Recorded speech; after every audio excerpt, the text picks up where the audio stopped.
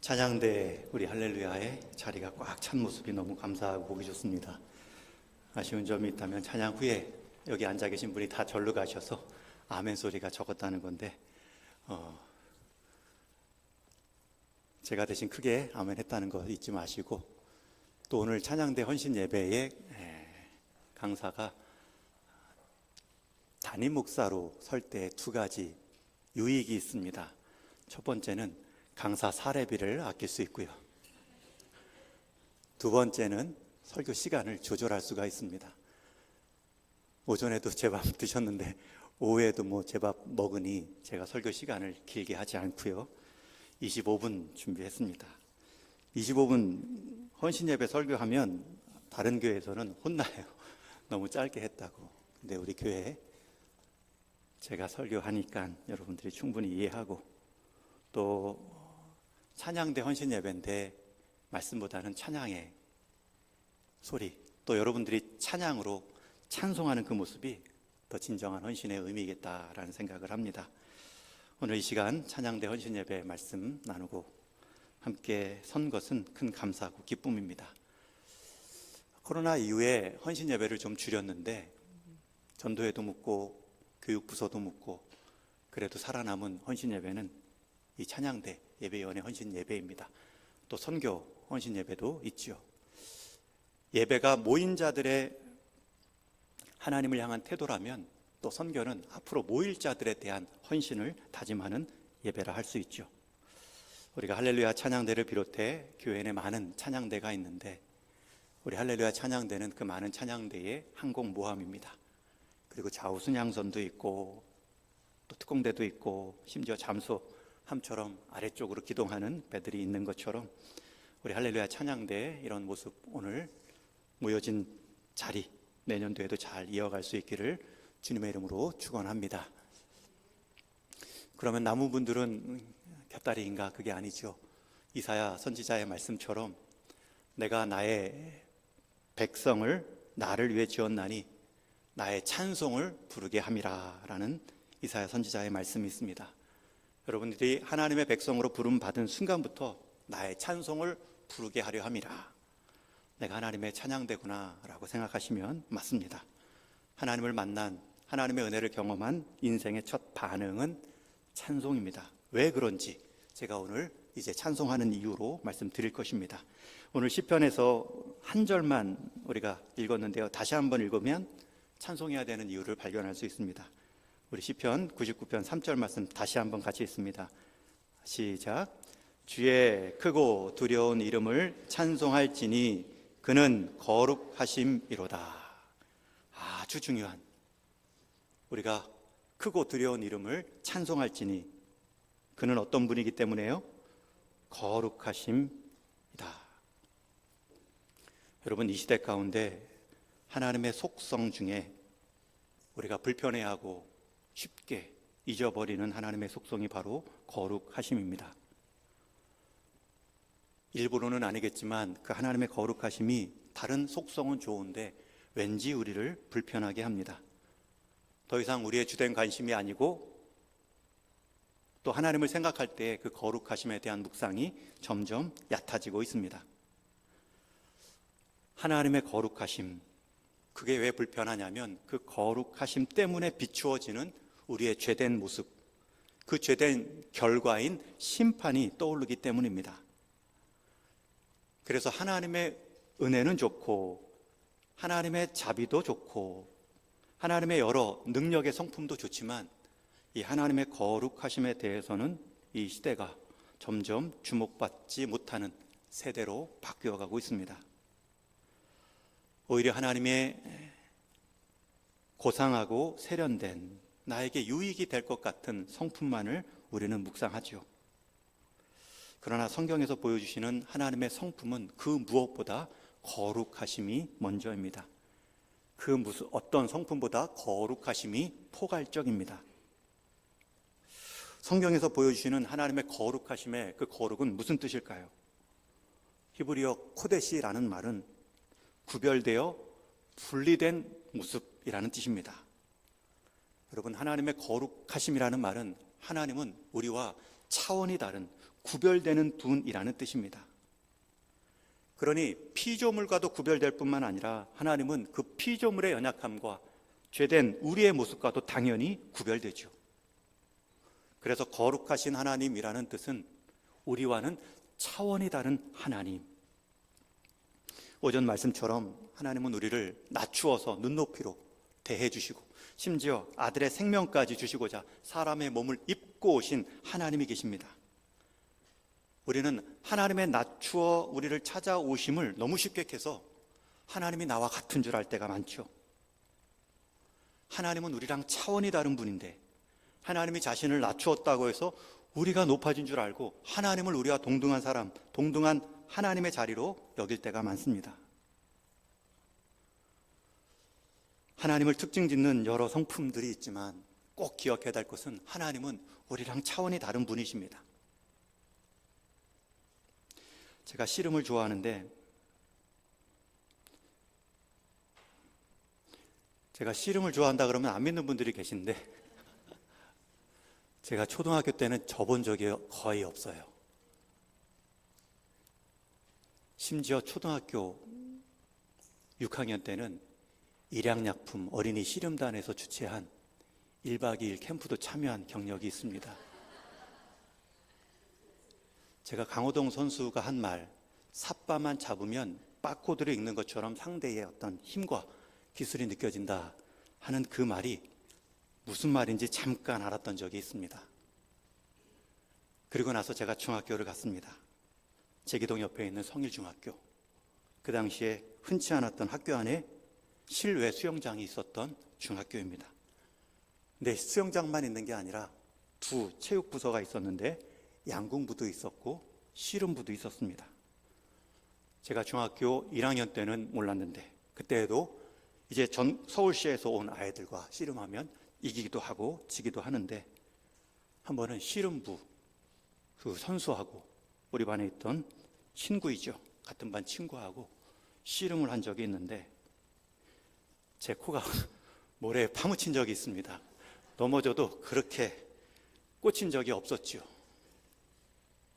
같은 반 친구도 조금 전문적으로 배우고 방과 후에 더 노력한 그 씨름 선수급의 친구하고는 제가 차원이 다릅니다. 이게 만지고 잡는 순간부터 느낌이 달랐고요. 손도 못 펼 정도로 저를 꽉 잡는 모습에 시작하기도 전에 기가 죽었죠. 사람 관계 안에서 그 청소년 시기에 그 힘자랑 막 할 때 그 모습 가운데서도 서열이 있고 차원이 다른 존재가 있습니다.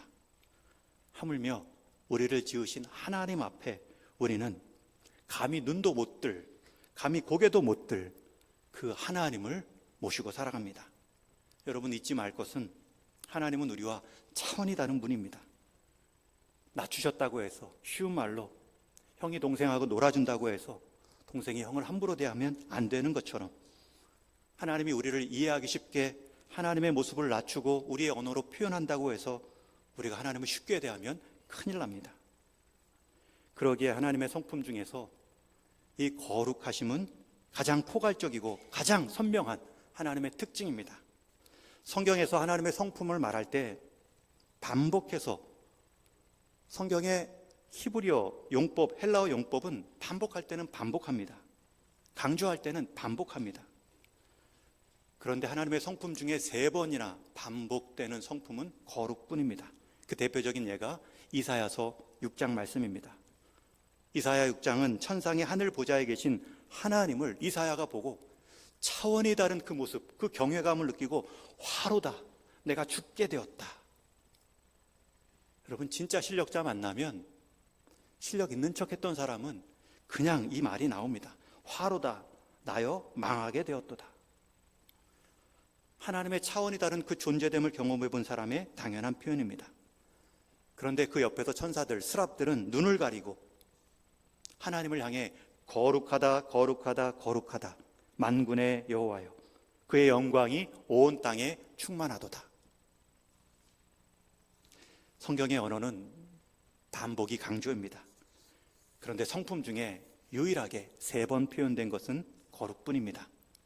어떤 성경학자는 성부, 성자, 성령을 향한 거룩의 표현이다라고 말하지만 저는 최상의 최고의 포괄적인 하나님의 성품을 드러낸 강조이다 여기고 있습니다. 여러분, 여기서만 한번 나오지 않습니다. 거룩하다가 인류 마지막 역사의 예배의 장면을 보여주는 요한계시록 4장에도 천상의 예배를 보여주는 그 모습에서 천사들이 똑같이 외치죠. 하나님의 특성 중 하나님은 진리의 하나님이십니다. 그러나 진리라고 천사는 부르지 않습니다. 하나님은 능력의 하나님이시기도 합니다. 그러나 능력이라고도 말하지 않습니다. 심지어 하나님은 사도 요한을 통해 하나님은 사랑이라 그런 정의까지 내리신 그 특성이 있지만 사랑이라는 말씀도 나오지 않습니다. 성경은 오직 하나님의 거룩하심에 대해서만 3번 거룩하다. 여러분, 이것은 반대로 우리가 우리의 자리를 잊지 말라는 것입니다. 성령의 9가지 열매 중에 맨 마지막 열매가 무엇이죠? 절제입니다. 그런데 이 절제는 다른 9가지 중에 9분의 1 정도가 아니죠. 절제가 마지막 열매이자 절제의 열매는 다른 성령의 8가지 열매를 8가지 열매 되게 하는 최종적 기능의 열매입니다. 예를 들면 우리는 사랑, 희락, 화평 말하지만 그 강도를 잘 모릅니다. 사랑도 과도하면 맹목이 되죠. 화평도, 희락도 맹목적으로 추구하면 선을 넘기가 쉽습니다. 여러분, 그럴 때 성령의 열매 맨 마지막은 절제를 가르쳐 줍니다. 균형을 잡게 만듭니다. 범위를 정해주는 역할도 열매입니다. 마찬가지로 하나님의 거룩한 여러 속성들, 하나님의 특별한 하나님 되심의 속성들을 그 특별한 것으로 우리와 차원이 다르게 자리매김하는 것이 바로 거룩입니다. 하나님은 우리 존재와 차원이 다른 분이시다. 여러분, 잊지 마십시오. 하나님은 우리가 아닙니다. 또 우리는 하나님이 아닙니다. 하나님은 우리랑 차원이 다르시고 우리는 그분의 피조물입니다. 그런 하나님께서 우리를 그냥 피조물로만 두지 않으시고요, 레위기와 베드로전서 말씀에서 이런 명령을 주십니다. 내가 거룩하니 너희도 거룩하라. 심지어 이스라엘 백성들을 출애굽한 이유, 그 목적도 거룩이라 말씀하죠. 우리 레위기 말씀 11장 같이 읽겠습니다. 시작. 나는 너희의 하나님이 되려고 너희를 애굽 땅에서 인도하여 낸 여호와라. 내가 거룩하니 너희도 거룩하라. 여러분, 그 하나님의 차원 다른 그 존재됨, 구별된 모습 속에 우리에게 똑같이 너희도 이 땅에서 차원이 다른 구별된 존재로 살아가라. 여러분, 이게 가능한 명령입니까? 그러나 레위기 말씀에서는 그 거룩을 이루는 구체적인 방법도 20장 8절에서 이렇게 말씀합니다. 우리 또 한번 같이 읽겠습니다. 시작. 너희는 내 규례를 지켜 행하라. 나는 너희를 거룩하게 하는 여호와이니라. 우리가 거룩해지는 게 아니라 하나님께서 우리를 거룩하게 만드시는데 그 방법이 뭐냐면 내 규례를 지켜 행하라. 19장 마지막 결론에서도 너희는 모든 법도와 율법을 지키라. 나는 내 하나님 여호와로다. 여러분, 규례는 율법을 말합니다. 여러분, 율법을 지킨다는 그 본질이 무엇입니까? 예수님, 가장 거룩하신 그 예수님께서 정의 내려주셨죠. 마태복음 12장 37절에 보면 율법의 요약이자 율법의 완성을 이렇게 말씀하십니다. 마음과 뜻과 정성을 다하여 주 너희 하나님을 사랑하고 내 이웃을 내 몸과 같이 사랑하라. 이것이 모든 율법과 선지자의 강령이니라. 여러분, 거룩해지는 방법이 무엇입니까? 율법을 지키는 것입니다. 율법을 지키는 그 핵심, 요약, 완성이 무엇입니까? 하나님 사랑, 이웃 사랑입니다. 그러니 이렇게 말할 수 있죠. 하나님의 거룩하심은 사랑으로 구현되는구나. 사랑으로 성취되는구나. 하나님의 거룩은 사랑으로 이루어지는구나. 그래서 우리는 하나님을 사랑이라 말할 수 있고, 그 하나님의 경험, 사랑 경험을 한 사람 역시 사랑하는 모습이 하나님을 닮아가는 거룩이구나. 여러분, 우리는 이 하나님 사랑, 이웃 사랑의 균형을 잘 잡기가 어렵죠. 심지어 사람만을 해도 이게 맹목적인 건지 아니면 이게 무관심한 건지, 사랑은 잘 되게 해주는 것뿐만 아니라 잘 대해주는 건데 이거의 균형을 우리는 잘 놓칠 때가 많습니다. 그러나 하나님의 사랑, 하나님의 성품, 그분은 하나님이시기 때문에, 우리와 차원이 다른 분이시기 때문에 온전합니다. 시편 138편에 보면 다윗이 지은 또 하나의 시, 거기에 보면 또 한 번의 감사, 찬송의 이유가 나오는데 이렇습니다. 내가 전심으로 주께 감사하며 찬송하리이니 주의 인자하심과 성실하심으로 말미암아 주의 이름에 감사하오리다. 감사와 찬송의 이유가 인자하심과 성실하심으로 강조되고 있습니다. 하나님의 성품이라는 뜻입니다. 주의 인자하심과 성실하심으로 말미암아 감사하오리니, 하나님은 그 성품이 우리와 차원이 다릅니다. 그 인자하심과 성실하심이 우리를 향해 온전하십니다. 그러니 우리는 하나님께 마음껏 찬송하고 기뻐하며 노래할 수 있습니다.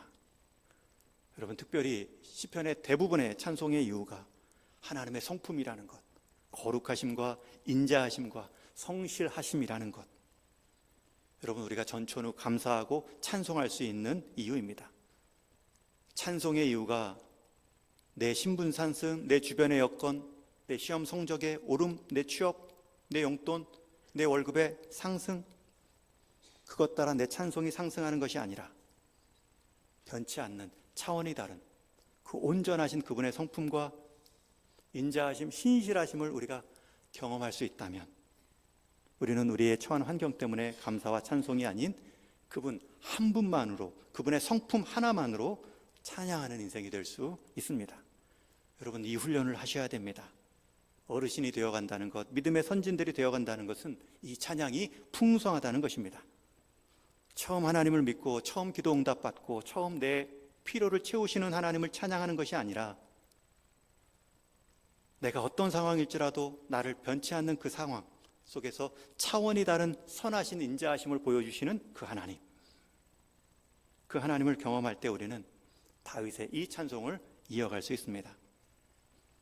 찬송 생활의 권능이라는 제가 좋아하는 책, 미국의 멀린 캐로더스 목사님이 쓴 책에 보면 찬송의 삶을 살았던 사람들의 이야기가 쭉 나옵니다. 그런데 그 찬송의 삶을 살았던 사람들의 모습이 우리의 모습, 기대했던 모습과는 조금 다릅니다. 어떤 여인은 태어나면서부터 팔이 없습니다. 어떤 이는 알코올 중독으로 남편이 평생 고통 속에 살고 자신을 고통스럽게 한 것을 본 사람입니다. 어떤 사람은 직장에서 해고되어 1년 이상 무직 상태로 가난의 위기에 처했습니다. 그 밖에 많은 소개된 사람들도 다 여전히 고통 중에 있지만 그들은 찬양은 버리지 않습니다. 그리고 그 저자 목사님은 결론 지으며 말합니다. 우리가 찬송하는 이유는 내가 처한 환경이 아니라 내 찬송을 받는 그분 한 분 때문이다. 여러분, 이것이 오늘의 말씀 결론입니다. 제가 찬양의 힘을 경험한 적이 있습니다. 중고등부 전도다 시절에 아이들과 서안 변산반도 바다를 갔는데, 제가 오후 예배 때 한번 나눈 것 같기도 한데 처음 듣는 분도 있으니 한번 더 들어주시기 바랍니다. 그 수련회 때 이제 낮 시간에는 아이들과 바다에 가서 물놀이를 하죠. 우리 중고등학생 4명이 저를 사지를 들고 물에 빠뜨립니다. 처음에는 끌려가는 척 했죠. 그래도 이대로 당하면 안 된다. 다 빠뜨릴 수는 없으니까 한 사람 잡히는 애를 빠뜨리자 하고 빠뜨렸어요. 빠뜨렸는데 애가 허우적거리더니 일어나면서 제 턱을 머리로 받았어요. 그래서 제 아래 입술이 밖에서 피가 나고 안에서는 피맛이 났죠. 저는 아닌 쪽에만 치아에 닿아서 피가 난 줄 알았는데 전사님 밖에 피나요. 보니까 이렇게 흔히 말하는 빵꾸가 난 거죠. 그래서 바로 제 병원 가서 7방아를 꿰맸습니다. 근데 수련회 가면 중고등부는 특별히 강사를 모시지 않죠. 깨매고 왔는데 이제 저녁도 못 먹고 저녁 집회 말씀을 나눠야 되는데 이미 아랫입술은 윗입술에 3배로 부어 있었습니다. 이 상황에서 말씀을 전해야 되는가? 우리 부장 집사님은 잠깐 기도에만 인도하시고 끝내시라고 하는데 그때 제가 이제 찬양 중에 한 곡이 떠올랐습니다. 주님 우리를 통해 계획하신 일. 이 노래 있죠. 주님 우리를 통해 계획하신 일 부족한 입술로 찬양하게 하시네. 혹시 이 밤에 하나님이 계획하신 일, 이 부족한 입술로 설교하게 하시는 것은 아닐까? 그 찬양과 함께 설교를 했죠. 여러분, 그날의 아이들의 반응은 말할 때 이렇게 침도 나오고 흘리셔지고 전사님이 한마디로 불쌍해서 더 집중해 주는 거예요. 그러나 제가 할 말을 다 했습니다. 그 오랜 기간 주일 예배 설교를 했지만 이렇게 집중도가 높은 우리 중고등부 청중을 본 적이 없었습니다. 선제적 찬양이 담력을 주고 결론 내리게 할 수 있습니다. 군대에서 또 한 번 경험한 적이 있습니다. 철원에 수색대대에 처음 배치받던 그 주일 아침에 신병들에게 군종 우리 상병이 얘기를 합니다. 교회 다니는 친구 따로 모이고 오늘 예배 때 특송 준비하라. 한 6명 정도가 모였습니다. 그리고 나서 찬미 500이라는 비치된 그 찬송집을 통해 보면서 딱 한 곡이 떠올랐어요. 이와 같은 때엔 난 노래하네 사랑을 노래하네 주님께. 여러분, 이제 군생활 막 시작하는 그 첫 주일 아침, 뭐 날짜 세기는커녕 이제 일주일 지났는데, 그리고 이것만은 좀 빼달라고 기도했던 그 수색대 철원의 그 겨울 한복판에서 그래 먼저 노래를 먼저 하나님께 찬양을 믿음으로 고백하자. 제가 이 찬양을 불렀고요. 다시 모인 우리 같은 동기 사병들도 이 노래를 알아서 같이 특송했던 적이 있습니다. 이와 같은 때엔 난 노래하네. 아직 구말리 같은 이 군생활 앞에서 나는 노래하며 찬양하며 시작한다. 그 이후에 하나님께서는 제 건강과 제 신앙과 제가 기도했던 그래도 책을 읽을 수 있는 환경을 주십시오. 그 모든 여건들을 순차적으로 다 해 주셨습니다. 여러분, 찬양이라는 것은 우리 하나님이 나에게 어떤 것을 해 주셨기 때문에 나올 수도 있지만 그분이 어떤 분인 줄을 알고 선제적으로 하면 하나님은 갈림길 가운데 이 길을 가도 형통케 하시고 저 길을 가도 형통케 하십니다. 그러나 우리가 찬양을 잃으면 갈림길에 설 때마다 믿음으로 선택했다고 이 길을 가지만 항상 저 길에 아쉬움이 남죠. 우리가 풍성한 감사의 제목이 있어서 찬양하는 것도 맞지만 풍성하게 하실 내 인생을 하나님에 대한 간섭을 신뢰하고 먼저 찬양하는 일도 맞습니다. 역대하 20장에 보면 여호사밧 왕이 유다 왕국을 다스릴 때 주변 세 나라가 연합하여 이 유다 왕국을 치러 옵니다. 모압, 암몬, 마온 사람이 적군이 되어 아무런 준비가 되지 않은 유다 왕국을 공격합니다. 그때 여호사밧은 군사력으로 비교될 수 없을 정도로 허약한 모습을 확인하고 모든 백성들에게 금식을 선포합니다. 그리고 자기는 성전에 가서 간절히 기도합니다. 그 기도하는 중에 레위 지파 야하시엘이라는 사람이 하나님의 응답을 듣습니다. 그 응답은 대항하는 그 모습이 칼과 창을 준비하는 것이 아니라 악기와 찬양대를 편성하여 적군을 향해 내려가라는 말씀입니다. 그 말을 들은 여호사밧 왕은 백성들, 리더들과 함께 의논합니다. 그리고 그 야하시엘의 말을 듣죠. 노래하는 자를 택하여 성가대를 조직하고 거룩한 예복을 입히고 군대를 만드죠. 찬양 군대를 만들어서 역대하 20장 21절을 가사로 삼고 노래하며 나가게 합니다. 여호와께 감사하세 그의 인자하심이 영원함이로다. 그 찬양의 힘이 하나님은 유다 왕국을 도우셔서 유다 왕국을 치러 온 적군들을 대신 싸워주고 모두 진멸케 만드십니다. 무기를 들었다면 나의 싸움이 되었겠지만 찬양을 하는 순간 이 싸움은 하나님의 싸움으로 바뀝니다. 유다 백성들은 하나님을 찬양하며 그들에게 나아갔을 때 헤아릴 수 없었던 그 수많은 군대들이 무너지는 역사를 보았습니다. 여러분, 또 사도행전 16장에 보면 바울과 실라, 빌립보 지방에 귀신 들린 여종을 고쳐주었다가 감옥에 갇힌 일이 있죠. 감옥에 갇힌 바울과 실라 뿐만 아니라 흠씬 맞고 들어왔기 때문에 아마 기절했다가 한밤중에 깨어나 첫 번째 한 행위가 찬송과 기도입니다. 그 소리가 얼마나 컸던지 주변 죄수들도 다 듣습니다. 누구 하나 조용히 하라 말하는 먼저 들어온 죄수가 없습니다. 영적 권세 앞에 모든 죄수들이 그 소리를 듣고 있습니다. 그러자 큰 지진이 일어나고 옥토가 흔들리며 모든 문들이 열립니다. 심지어 착고에 매인 것까지 풀렸다 말하죠.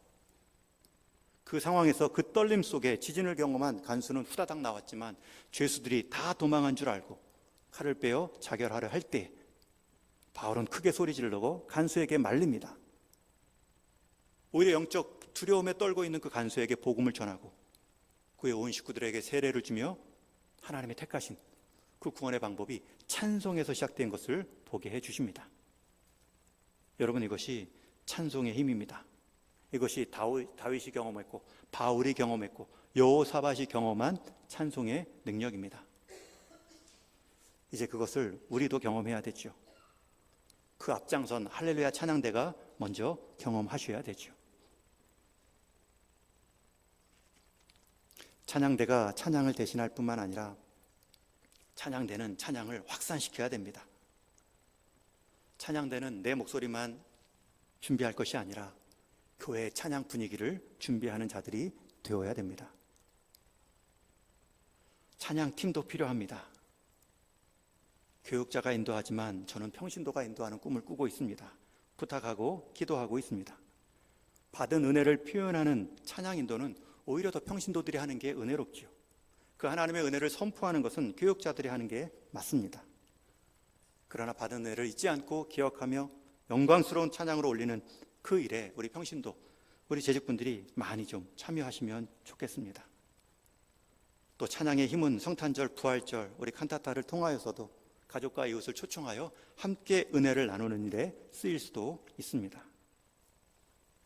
찬양의 삶은 찬양대로 부름받은 자의 몫만이 아니라 하나님께 지음받고 구원받은 자의 모든 역할이 필요합니다. 이제 말씀을 정리합니다.